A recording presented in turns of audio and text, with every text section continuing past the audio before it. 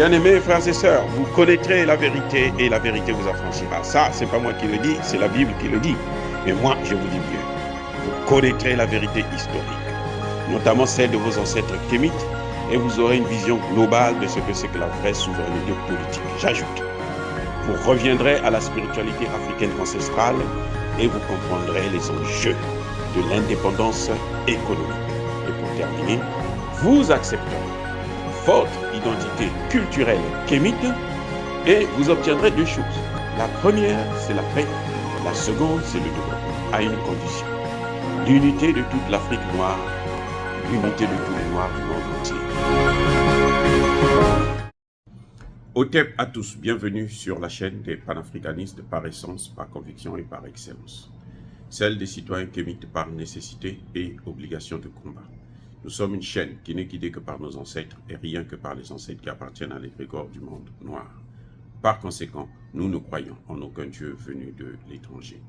Toutefois, cette vidéo n'est aucunement destinée à inciter à la haine ou à la violence, car nous menons un combat qui est d'abord et avant tout spirituel, intellectuel et démocratique.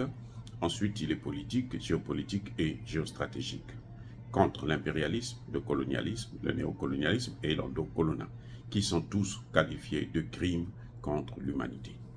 Nous menons ce combat sur la base du principe fondamental que nous avons hérité de nos ancêtres kémites, qui est celui de la Mahat, c'est-à-dire solidarité, vérité et justice.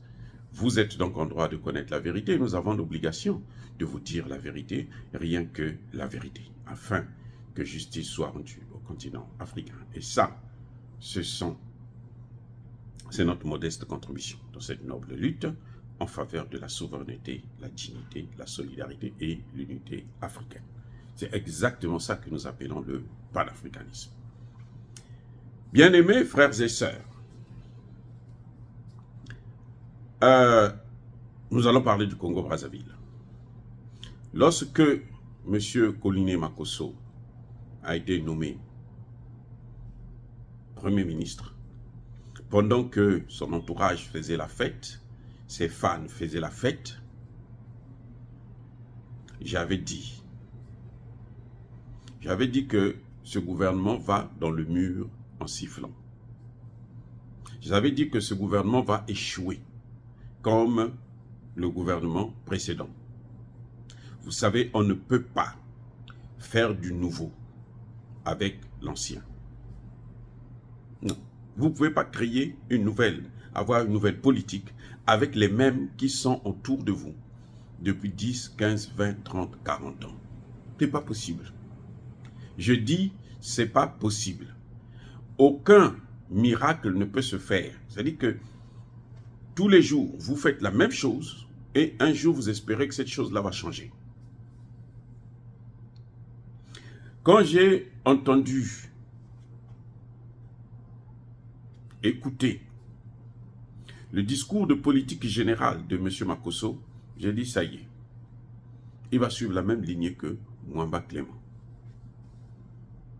Paix à son âme, c'est un grand frère, mais s'il est incompétent, il est incompétent. S'il ne peut pas régler les problèmes, il ne peut pas les régler. Les faits sont là.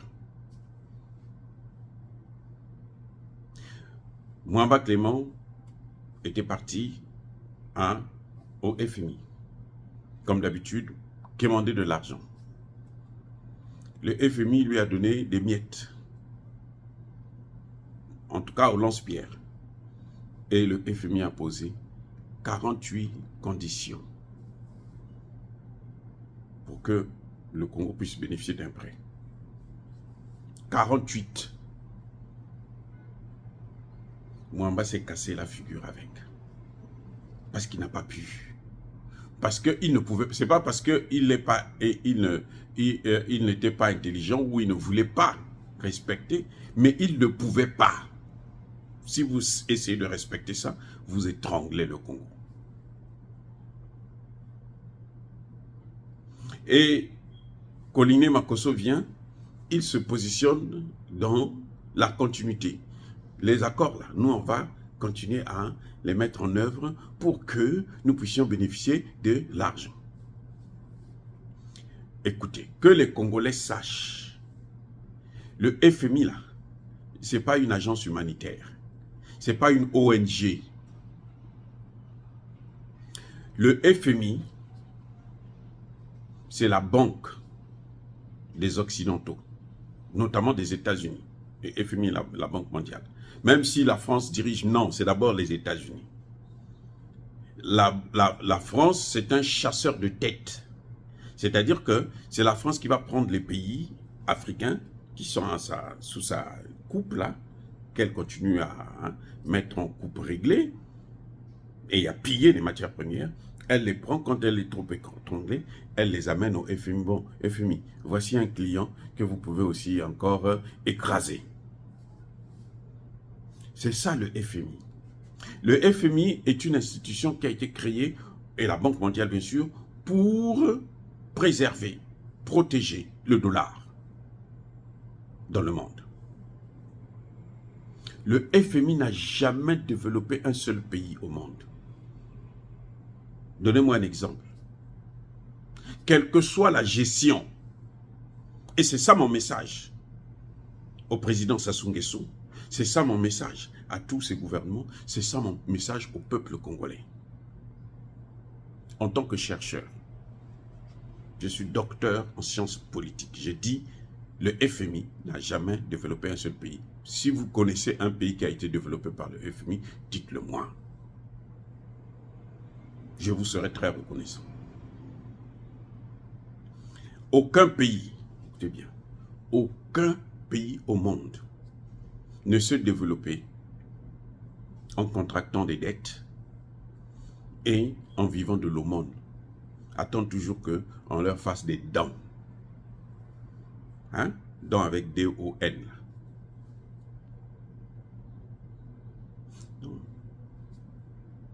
Aucun pays ne peut se développer comme ça. Si vous voulez le développer, vous devez travailler, vous devez transformer vos matières premières, vous devrez créer des richesses et avoir une bonne gouvernance. C'est clair. C'est-à-dire que vous pouvez monter, descendre.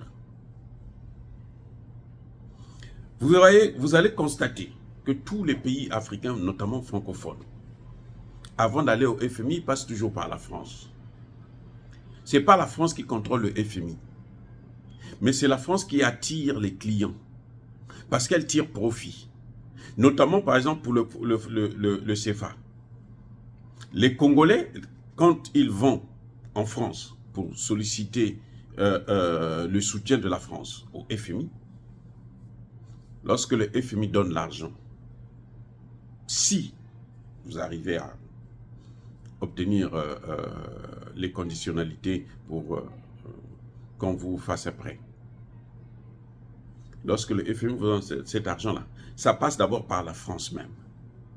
Parce que le CFA, ce n'est pas notre monnaie, le CFA, c'est la monnaie des Français. Lorsque le FMI vous donne des dollars, il ne viendra pas déverser dans vos comptes des dollars. Il donne ça à la France. Et la France vous donne ça au compte-gouttes quand elle veut. La France vous donne ça quand elle veut. Et la France prend une partie de cet argent. Puisque c'est elle qui a nos réserves. Elle prend 50% de nos réserves.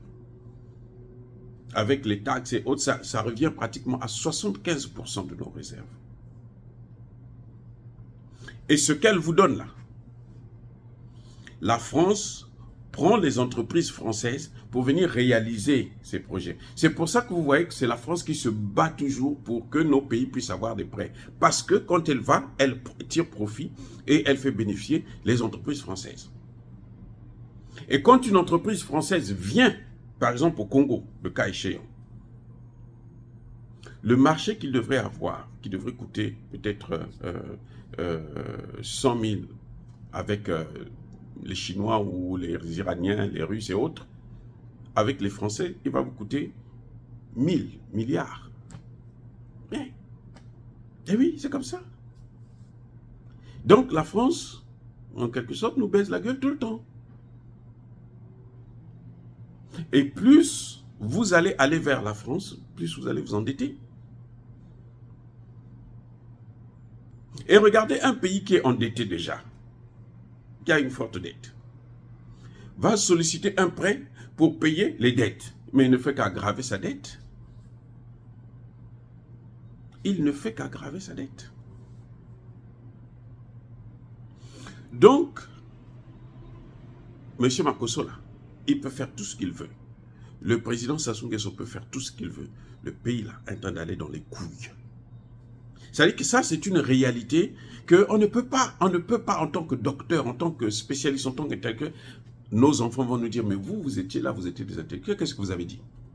Nous, on vous dit, je l'avais dit à moi, quand Mwamba Clément a été nommé Premier ministre, je lui ai envoyé une lettre de félicitations. Et dans ma lettre de félicitations, je précisais déjà que, grand, la situation là, je ne suis pas sûr que vous allez vous en sortir. Mais je suis content pour vous que vous soyez nommé Premier ministre. Mais la situation du Congo est tellement grave qu'il faut prendre des mesures très, très difficiles concernant la gestion des matières premières, concernant les relations avec l'étranger, avec la France notamment. Je proposais déjà la sortie du franc CFA. Comme Makosso est parti, est arrivé, j'ai sorti, cette fois-ci, je n'ai pas écrit à Makosso personnellement parce que je ne le connais pas. C'est vrai, je l'ai rencontré une fois ou deux fois aux États-Unis, mais je ne le connais pas, ce n'est pas un ami. Mwamba Clément, c'était un grand frère, donc c'était normal que je puisse lui dire ce que je pense. Mais Makosso, j'ai sorti une vidéo pour dire que ce Premier ministre-là, il va échouer.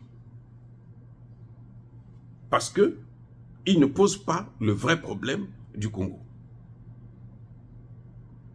Il faut avoir une gestion rigoureuse, c'est clair. Ce n'est pas parce qu'on va prendre les parents, les amis, on met autour de soi, et puis on pense, non, s'ils ne sont pas intelligents, ils ne sont pas intelligents.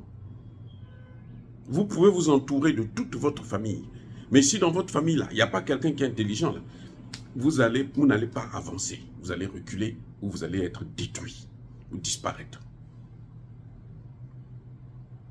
C'est pour ça que vous voyez que le Congo est en train d'être occupé par des Libanais, par des Chinois, par des étrangers. Ils occupent le centre-ville, hein, les centres-villes, des grandes villes, là, Brazzaville, Pointe-Noire notamment, Dolisie et autres, est en train d'être acheté par des Libanais. Parce qu'ils veulent de l'argent par tous les voies et moyens. Et d'ici 10 ans, 20 ans, 30 ans, 40 ans, nos enfants à nous et nos petits-enfants ne pourront plus gouverner ces pays. J'ai pris l'exemple d'Haïti. J'ai passé 5 ans aux Nations Unies en Haïti. Le problème, le drame d'Haïti, ce sont ces mêmes Libanais-là qui occupent le pays. Et tant qu'il n'y a pas un Libanais ou un métis libanais qui est au pouvoir, quand il y a un noir, ils font tout. Mais le dernier, c'est celui qu'on a carrément assassiné, là, Jovenel. Ils font tout pour le détruire. Et tout ça, c'est la faute à qui? C'est la faute à ceux qui gouvernent en ce net moment. Les autres, ils ne font que subir. Le pays part en couille. L'Égypte que vous voyez là, il n'y a rien, il n'y avait aucun arabe. C'est par les mêmes méthodes qu'ils ont pris et ils ont tué tous les noirs. C'est par les mêmes méthodes là, ce qui est en train de se passer là, au Congo, au Cameroun, en Côte d'Ivoire et tout, ça va venir petit à petit. Après plusieurs années là, les Noirs seront des nomades. Ils vont errer de son pays fixe. C'est ça que nous voulons. Parce que là, on est en train de partir là. On est en train de partir vers l'échec. On est déjà dans l'échec depuis très longtemps. Il faut que le gouvernement se ressaisisse. Vous aviez vu, vous vous souvenez, quand Makosso est parti au début de son mandat, et de sa nomination plutôt, il est allé avec toute une délégation de près d'une dizaine de ministres en France. Il n'a même pas rencontré la première ministre française. Toute la panoplie, là, ils sont partis pour voir seulement le ministre de l'économie. Parfois, ils ne l'auraient même pas rencontré, ils ont rencontré un conseiller. Vous voyez à quel point le Congo se rabaisse. À quel point le Congo est négligé, à quel point le Congo est, n'est pas considéré. Parce que notre situation, là, elle est grave. Et les gens se moquent de nous. Ce sont eux qui nous mettent dans le trou, mais ils se moquent de nous. Un premier ministre qui va pour rencontrer, avec une dizaine de ministres, pour rencontrer un ministre de l'économie et des finances. Parce qu'il veut que la France l'aide à plaider pour elle au FMI. Lui-même, il ne peut pas aller plaider au FMI, il a besoin de la France pour aller plaider au FMI. Vous voyez un peu quelles sont ces mentalités de mendiants, d'enfantins, de bébés, de mineurs, et vous voulez qu'on dise que vous êtes des États souverains. C'est pour ça qu'ils peuvent se permettre de prendre l'argent, les maisons, ravir les maisons des Congolais et autres. Oui, s'ils prennent la maison de Christelle, c'est comme ça, c'est à cause de ça, parce qu'ils ne valent rien. Parce qu'ils ne savent pas comment gérer. Parce qu'ils ne se font pas respecter. Vous voyez comment on est en train de respecter aujourd'hui le Mali? On mène la guerre au Mali, hein, mais ils respectent le Mali. En moins d'1 an. On respecte le Mali. Le Mali n'est pas allé au FMI. Assimi Goïta, de toutes les façons, on ne peut même pas le recevoir. Il n'est parti ni au FMI, ni à la Banque mondiale, ni je ne sais pas où. Il est là, il fait son travail. Il gère ce qu'il a avec son staff. Vous voyez comment il s'en sort? Le Mali, Assimi Goïta a fait du Mali en 1 an le deuxième producteur de riz en Afrique. Le Mali exploite son or lui-même. Le Mali aujourd'hui là est en train de se lancer dans la fabrication des drones. Le Mali. Assimi Goïta qui est venu, il n'a pas eu aucune expérience en 1 an. Voilà le résultat. Ce n'est pas changer de constitution chaque année et puis se représenter qui est important. Ça ne change rien. Vous pouvez être là au pouvoir 50 ans, 60 ans, jusqu'à la mort. Mais après, on va se poser la question, mais il était au pouvoir là, qu'est-ce qu'il a fait? Qu'est-ce qu'il a apporté au Congo? C'est ça la question qui se posera. Et quand on va faire le bilan, on va dire, oh, voilà la situation dans laquelle il nous a foutus, dans la merde. Un pays où il n'y a pas de terroristes, il n'y a pas de guerre civile, il n'y a pas de rébellion, mais l'économie est carrément par terre. Vous avez déjà vu des choses comme ça? Il faut se poser des questions. Bref, je disais tantôt qu'on ne peut pas développer un pays avec les dettes et les dons. Voilà le principe. Vous pouvez aller prendre le FMI. Vous pouvez faire la fête. Quand on a donné 300 millions à Mwamba Clément, c'était la fête au Congo. 300 millions. Avec 300 millions, vous pouvez faire quoi? Et on lui impose des conditions. Vous savez pourquoi nous avons perdu toutes les entreprises nationales? Sotesco, Kintsundi, les machines, tout ce qui appartenait au Congo, là, à Brazzaville comme à Pointe-Noire. Vous savez pourquoi? C'est à cause du FMI. Parce que quand le FMI vient et les conditions qu'il pose, il dit, bon, privatiser. Ceux qui viennent acheter là, ils ne viennent pas avec de l'argent, ils viennent, ils prennent, ils revendent ailleurs, plus cher. Ils se font du bénéfice sur notre dos. Et puis l'entreprise disparaît. Ah oui, c'est comme ça que ça s'est passé. Il faut qu'on vous dise la vérité. Mais on fait que vous dire, vous n'écoutez pas. Donc, le Congo ne peut pas s'en sortir comme ça. Avec des dettes. Et nous sommes aujourd'hui à 9,5 milliards de dollars. 9,5 milliards de dollars. Vous vous rendez compte? Vous croyez que c'est comme ça? Et la gestion, et on trouve, le problème c'est que les mêmes occidentaux là, ils connaissent combien les dirigeants ont dans les comptes en banque, chez eux, ou dans les paradis fiscaux. Ils savent. C'est pour ça qu'on ne nous prend pas au sérieux. Maintenant, ils sont en train de vouloir vendre les forêts. Ils sont en train de vendre, déjà, ils ont commencé à vendre. Le bois là, on est en train d'exploiter ça au Congo sauvagement. D'ici 20 ans, là, on n'aura plus de forêt au Congo. Le bassin du Congo, là, ils veulent le vendre aux Occidentaux sous prétexte de la protection de l'environnement, le réchauffement climatique, hein, l'écologie. C'est faux, c'est seulement parce qu'ils ont besoin d'argent. Donc, ils veulent prendre ça aussi, ils veulent donner aux Occidentaux. Quand ils vont venir, là, ils vont faire ce qu'ils ont fait de l'Amazonie. Vous savez, l'Amazonie, c'est la première forêt au monde. Mais l'Amazonie, là, n'est plus rien. C'est-à-dire qu'on ne peut ni cultiver, ni faire quoi que ce soit avec l'Amazonie. Ils ont dévasté l'Amazonie. C'est ce qu'ils vont faire avec le bassin du Congo, et notamment la partie du Congo. Le Gabon, c'est pareil. Le Cameroun, c'est pareil. Il y a une des retintes qui est en train de vouloir prendre ça parce que son mari aurait acheté la forêt du Gabon, du Cameroun. Donc le bassin du Congo, là, il est en train de disparaître aussi. Mais lesquels qui vont souffrir?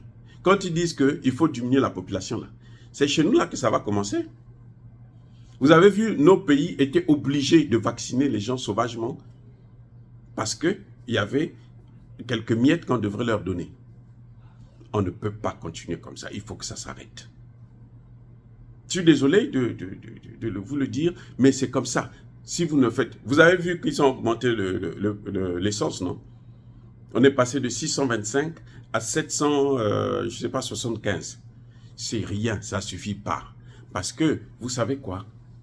Le FMI demande qu'on augmente ça jusqu'à 75%. Donc, le litre d'essence là va aller au-delà de 1000 francs. Le Congo a décidé de le faire progressivement parce qu'ils n'ont pas d'autre solution. Ils ont des solutions, les solutions existent, mais il faut avoir le courage et la volonté d'appliquer, de les mettre en œuvre. Et ces solutions-là, ça n'a rien à voir avec le FMI, la Banque mondiale, ni même avec la France. Parce que ceux qui nous ont mis dans cette situation-là, c'est le FMI, c'est la Banque mondiale, c'est la France. Et ses alliés occidentaux.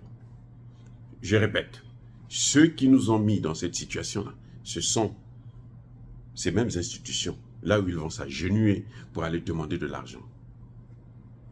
On est devenus des mendiants internationaux.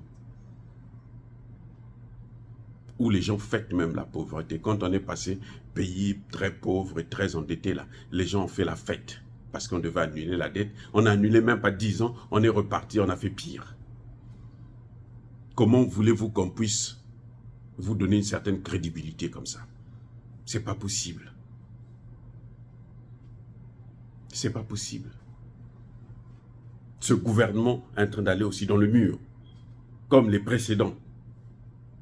La seule période où on a essayé de voir un peu, essayer de voir les choses un peu claires, c'était quand l'Issouba est passé, mais il n'a fait que 5 ans, une comète, et puis les 5 ans, il y avait des guerres, des ceci. Donc on ne pouvait pas bien voir le résultat. Oui, je vous dis, même lui là, s'il avait continué à rester là, à suivre ces mêmes institutions, il allait aussi se casser la figure. Parce que le problème, il faut couper le pont avec ces Occidentaux, notamment avec la France, en sortant du franc CFA, créer notre propre monnaie et commencer maintenant à créer des richesses. Mais là, ça demande une gestion rigoureuse. Si ce n'est que celle que je vois là, ceux-là, les mêmes, là, vous ne pouvez pas, je le répète encore, faire du nouveau avec les anciens. C'est pas possible. Dire cela, c'est inciter à la haine ou à la violence. Non, il y a pas colère, il y a malheur. Encore une fois de plus, bien-aimés frères et sœurs, soyez bénis. Je persiste et je signe. Soyez abondamment bénis. Mais que tous ceux qui persécutent le continent africain, tous ceux qui dévastent le Congo, qui sont en train de le vendre, le piller, qu'ils soient congolais, qu'ils soient noirs, qu'ils soient blancs, chinois, arabes, indiens ou qui qu'ils soient maudits, punis, foudroyés, écrasés, effacés par ce Dieu de Kémit et par nos ancêtres angélisés. Vive l'Afrique éternelle. J'ai dit et j'assume.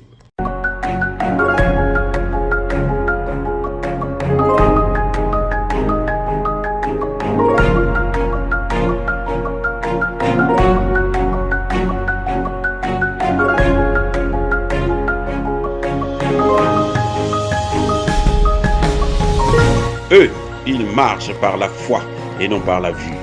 Mais moi, je vous conseille vivement de marcher par la connaissance scientifique et historique, notamment celle de nos ancêtres kémites, par les 5 sens et par l'intelligence. À vous, Abia.